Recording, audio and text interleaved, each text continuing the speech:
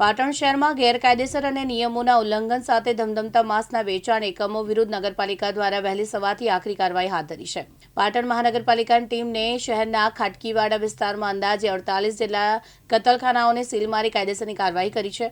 પાટણ નગરપાલિકા દ્વારા ગત 22 ડિસેમ્બરના રોજ આ એકમોનો વેપારીની નોટિસ ફટકારવામાં આવી। 31 ડિસેમ્બરના રોજ પાટણ નગરપાલિકાની ટીમ દ્વારા વિસ્તારોમાં સઘન સર્વે કરવામાં આવ્યો। નોટિસ અને સર્વે બાદ પણ નિયમોનું પાલન ન થતા પાટણ નગરપાલિકા ચીફ ઓફિસર નેતૃત્વમાં મેગા ઓપરેશન હાથ ધરાયું। ફૂડ સેફ્ટી સ્ટાન્ડર્ડ એક્ટ 2026ના નિયમ મુજબ આ મીટ શોપ કાર્યરત ન હતી।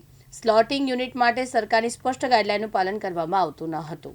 આજે પાટણ શહેરના જે ખાટકીવાડો વિસ્તાર છે ત્યાં ગેરકાયદેસર સ્લોટર યુનિટ આવેલા છે તેને સીલની અને ત્યાં જે અનહાઇજેનિક અને બિન આરોગ્યપ્રદ જે મીટ એટલે માંસ છે તમામ પ્રકારના માંસનો જથ્થો જપ્ત કરવાની અને સીલની કાર્યવાહી હાથ ધરવામાં આવી। કેવા પ્રકારની સીલ પ્રક્રિયા છે, શું સાથે કામગીરી કરવામાં આવી? આમાં જે સ્લોટર યુનિટ તરીકે રહેણાંકનો જે ભાગ વાપરવામાં આવે છે તે ભાગને આગળથી જ અમે સીલ કરી દઈએ છીએ। ખાલી માણસો આવજા કરી શકે એટલું રેસિડેન્શિયલ એરિયા એમનો ખુલ્લો રાખીએ છીએ અને બાકી જેટલી સ્લોટર યુનિટ છે બધા જ સીલ કરવામાં આવશે।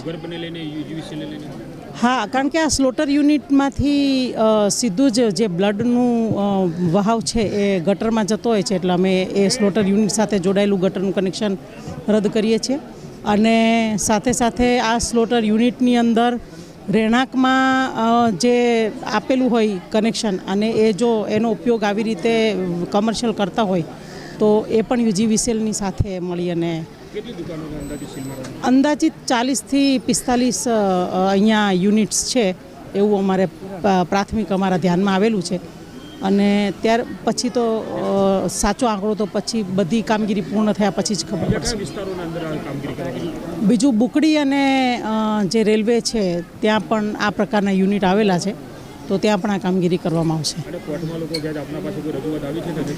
કોર્ટના આખા જેટલા જજમેન્ટ્સ છે એને બધું મેં પોતે અભ્યાસ કરી લીધો અને એ મુજબ એમને કોઈ સ્ટે મળેલો નથી ને કોર્ટે સ્પષ્ટ માર્ગદર્શિકા આપી છે કે જો બિન આરોગ્યપ્રદ હોય, સ્ટેમ્પ્ડ મીટ ના હોય, નોર્મ્સને ફોલો ના કરતું હોય તો એવું સીલ કરી શકાશે, પણ નોર્મ્સને ફોલો કરતા હોય તો એવાને સીલ ખોલી આપવાનો કંઈક કોર્ટે ઓર્ડર જે તે સમયે કરેલો હતો પણ એમાંનું અહીંયા કંઈ જ દેખાતું નથી। એ આજે રૂબરૂ સ્થળ તપાસ કરતાં અત્યંત દુર્ગંધપૂર્ણ અને ગંદકીયુક્ત વાતાવરણની અંદર આ બધું થઈ રહ્યું છે એ બહુ સ્પષ્ટ એના આજે પુરાવા મળ્યા છે। હાર્દિક સોલંકી સાથે ઓપેશ પંચાલ, દિવ્યાંગ ન્યૂઝ પાટણ।